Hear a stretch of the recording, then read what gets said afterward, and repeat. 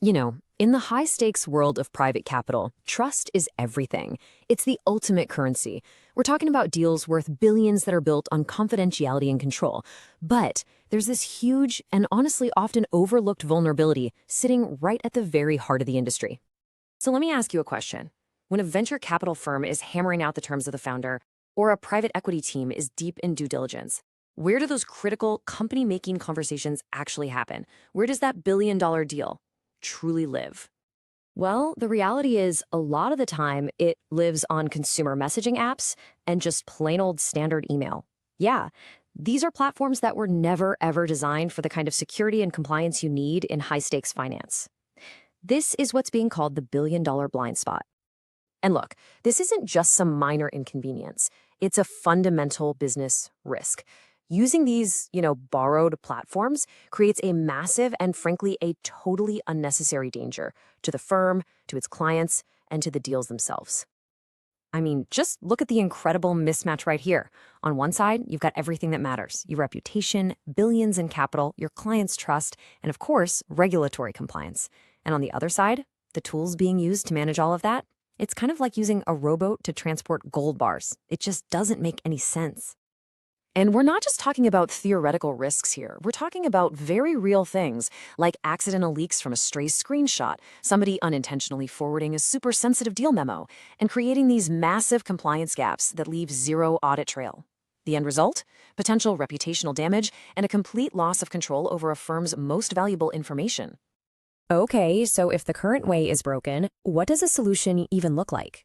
Well, it seems the answer isn't just building another app, but it's about a more fundamental shift in how these firms operate. So let's take a look at one example, AImara, which positions itself as a new operating system that's built entirely on trust. First off, it's pronounced AImara. And what it is a secure, branded platform that's really designed from the ground up for private capital. The key phrase here is non-negotiable. This is aimed squarely at firms where a single leak could be absolutely catastrophic. But what does a secure operating system actually do? Well, according to its design, it's all about two things: protection and efficiency. And it seems to be built on three core pillars. So the first pillar is all about locking things down. Imagine having communication channels where you can actually disable forwarding or even screenshotting. The whole idea is to create a private, branded environment that the firm controls completely. All the storage is encrypted, and you can even control what media gets shared. Basically, you set the rules.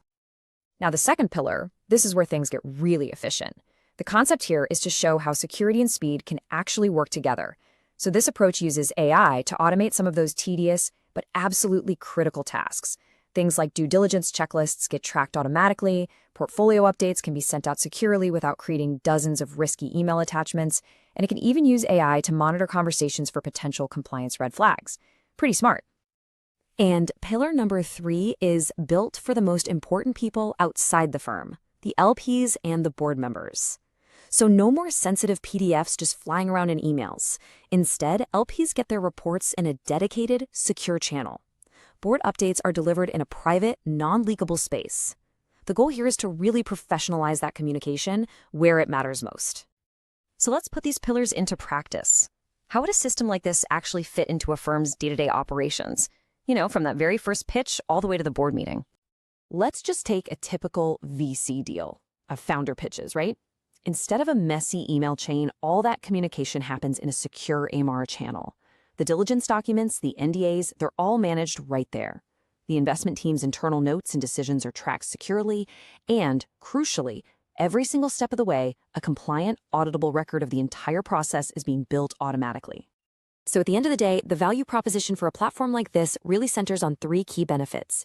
Number 1, protect your reputation by getting sensitive data off those consumer apps. 2, increase the efficiency of your deal teams with AI-driven automation. And 3, ensure you have an audit-ready, compliant environment from day one. And let's be clear, this is a specialized tool for a pretty specific market. We're talking about VC firms managing over $100 million in assets and PE firms with fund sizes over $500 million. The common thread between them is that they handle these really sensitive, multi-party workflows, and they absolutely require professional, branded communications to maintain trust.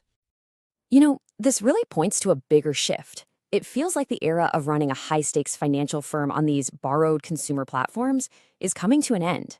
The risk is just being seen as way too high.